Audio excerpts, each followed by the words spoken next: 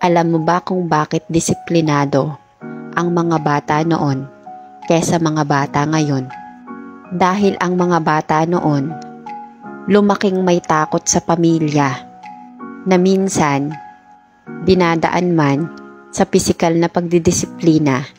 Pero ang mga bata noon, lumaking may takot pero disiplinado ng kanilang mga magulang.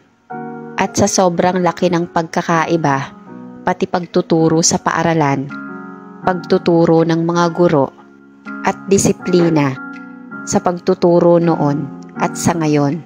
Noon, may karapatan ng mga guro o mga magulang na magdisiplina na ginagamitan ng kamay tulad ng pamamalo, pagluhod sa asin o munggo, o haharap sa pader kapag nakagawa ka ng malaking kasalanan.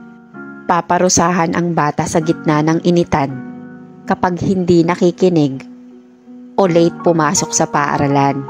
Samantalang sa panahon ngayon, ang mga bata tumitigas ang ulo sapagkat meron na silang karapatan na magreklamo ng guro kapag sila ay pinagbubuhatan ng kamay, na maaaring mawalan ng lisensya sa pagtuturo ang isang guro at maaaring makasuhan kapag sinasaktan mo sa pagdidisiplina ang iyong mga anak.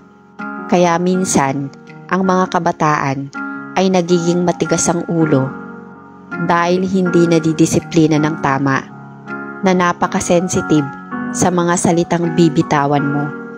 Samantalang noon, kapag pinagsabihan ka ng masasakit na salita, inspirasyon ang hatid sa'yo, hindi insulto. Pero ngayon, asunto ang aabutin mo.